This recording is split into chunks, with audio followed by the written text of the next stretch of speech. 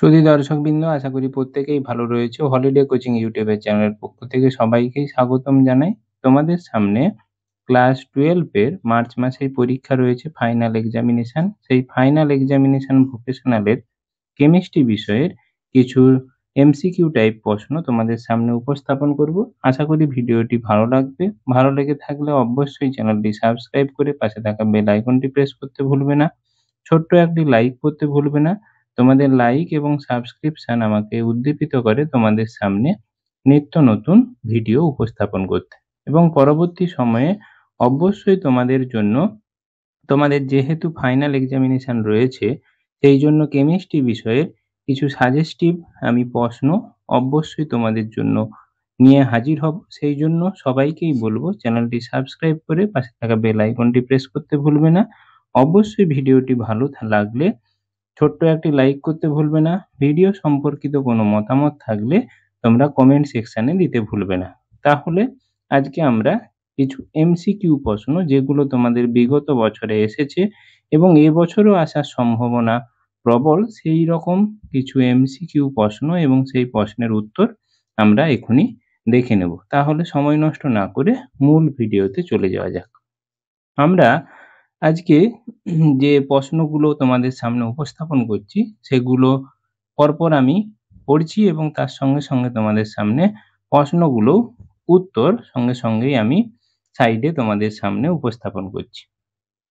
কোন একের দাগের প্রশ্ন, কোনটির তড়িৎ বহন ক্ষমতা সর্বাধিক? এ চারকোল, বি হীরক, সি গ্রাফাইট, ডি কঠিন কার্বন ডাই অক্সাইড। এর অ্যান্সার হবে সি এর দাগের অপশনটা, গ্রাফাইট তড়িৎ পরিবহন ক্ষমতা সর্বাধিক। 2 এর দাগের প্রশ্ন, NaCl এর ইউনিট সেলে, NaCl এর একটি ইউনিট সেলে Na+ ও Cl- আয়ন থাকে একটি, দুটি, চারটি, তিনটি। সি এর অপশনটা ঠিক হবে, 4টি Na+ Cl- আয়ন থাকে। এবং তোমাদেরকে যদি কোনো বিশেষ প্রশ্ন বুঝতে অসুবিধা থেকে থাকে বা কোনো চ্যাপ্টার যদি তোমরা বুঝতে অসুবিধা থেকে থাকে, তাহলে কমেন্ট সেকশনে কমেন্ট করতে ভুলবে না। তোমাদের জন্য অবশ্যই আমি ভিডিও নিয়ে উপস্থাপিত করার চেষ্টা করব। 3 এর দাগের প্রশ্ন, নিম্নলিখিত গুলির মধ্যে কোনটি আণবিক কঠিন? হিরে, সোডিয়াম ক্লোরাইড, আয়োডিন না কপার? এর অ্যান্সার হচ্ছে আয়োডিন। আয়োডিন হচ্ছে সি এর দাগের অপশন, যেটি আণবিক কঠিন পদার্থ। 4 এর দাগের প্রশ্ন, নিম্নলিখিত গুলির মধ্যে কোনটি কঠিনের দ্রবণের উদাহরণ? সোডিয়াম, পারদ সংকর, পিতল, মেঘ, ধোঁয়া। এর অ্যান্সার হচ্ছে বি এরটা, পিতল। 5 এর দাগের প্রশ্ন, HNO3 তে নাইট্রোজেন পরমাণুর জারণ সংখ্যা কত?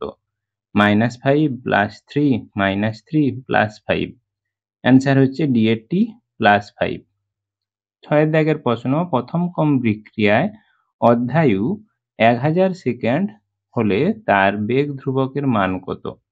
6.93 into 10 to the power -3 second inverse, 6.93 into 10 to the power -4 second inverse, 6.93 into 10 to the power -2 second inverse, 6.93 10 to the power -5 second inverse। অ্যান্সারটি হচ্ছে বি এর দাগের answer, 6.93 into 10 to the power -4 second inverse। 7 এর দাগের প্রশ্ন, নিচের কোনটি একটি ইমালশনের উদাহরণ? এ সাবানের ফেনা, মাখন, চিজ না দুধ? অ্যান্সার দুধ। দুধ একটি ইমালশনের উদাহরণ। 8 এর দাগের প্রশ্ন, নিম্নলিখিত গুলির মধ্যে কোনটি ব্রোঞ্জে উপস্থিত?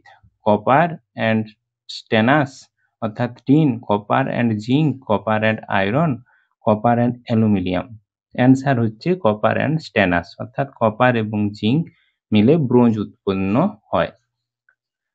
দীর্ঘ পর্যায় সারণীর নিম্নলিখিত গ্রুপগুলির মধ্যে কোনটির শেষ মৌলটি একটি তেজস্ক্রিয় গ্যাসীয় মৌল?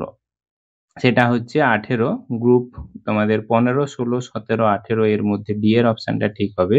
18 শ্রেণীর মৌলগুলির শেষ মৌলটি একটি তেজস্ক্রিয় গ্যাসীয় মৌল, রেডন। 10 এর দাগের প্রশ্ন, নিম্নলিখিত যৌগগুলির মধ্যে কোনটি জানা নেই? NF3, NaCl3, PCl3, PCl5। Answer হচ্ছে এটি NF3। 11 দাগের প্রশ্ন, নিম্নলিখিত যৌগগুলির মধ্যে কোনটি হ্যালোফর্ম বিক্রিয়ায় অংশগ্রহণ করে? অ্যাসিটোন, ফর্মালডিহাইড, না হলে ইথাইল অ্যাসিটোন, ইথাইল ডাইকিটোন বলা হয়েছে, আর তোমাদের অ্যাসিটালডিহাইড, ইথাইল অ্যালডিহাইড CH3CH2CHO। এর মধ্যে অ্যান্সারটি হচ্ছে এর অপশনটা, অর্থাৎ অ্যাসিটোন CH3COCH3 হ্যালোফর্ম বিক্রিয়ায় অংশগ্রহণ করে। নিচের প্রদত্ত বিক্রিয়াটিতে কোনটি মুখ্য বিক্রিয়াজাত যেটি রয়েছে নাইট্রোবঞ্জনের সঙ্গে কনসেন্ট্রেটেড H2SO4 এবং ধূম্রমান HNO3 দেওয়া হয়েছে। মুখ্য উপাদান হবে তোমাদের সি এর অপশনটা, অর্থাৎ মেটা নাইট্রোবেনজিন উৎপন্ন হয়।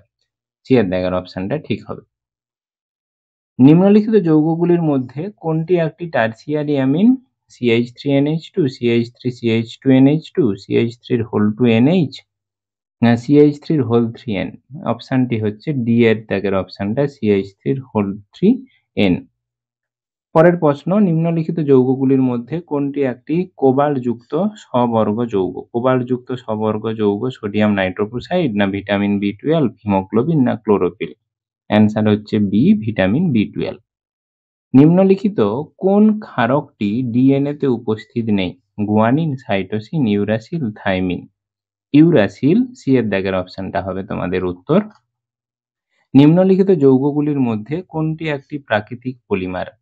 প্রাকৃতিক পলিমার পলিইথিলিন, না গ্লুকোজ, ব্যাকলাইট, না স্টার্চ? প্রাকৃতিক পলিমার স্টার্চ। পরের প্রশ্ন, নিম্নলিখিত যৌগগুলির মধ্যে কোনটি একটি ম্যালেরিয়া নাশক ঔষধ? Paracetamol, veronal, quinine, aspirin?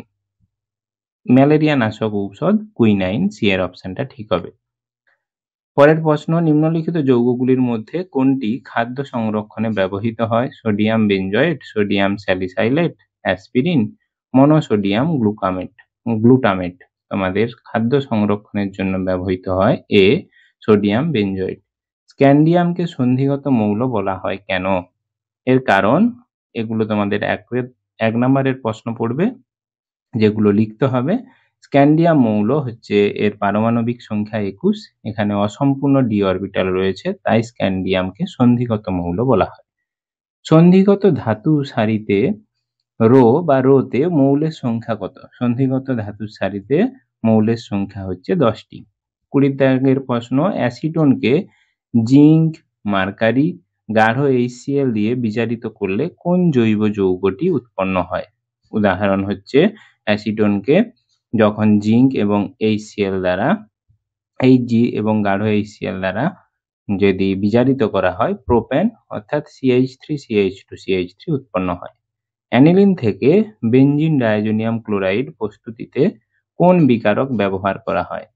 NaNO2+HCl। আশা করি ভিডিওটি ভালো লেগেছে। ভালো লেগে থাকলে ছোট্ট একটি লাইক করতে ভুলবে না, বন্ধুদেরকে শেয়ার করে জানিয়ে দিতে ভুলবে না। আশা করি ভিডিওটি ভালো লেগেছে। ভালো লেগে থাকলে অবশ্যই চ্যানেলটি সাবস্ক্রাইব করতে ভুলবে না।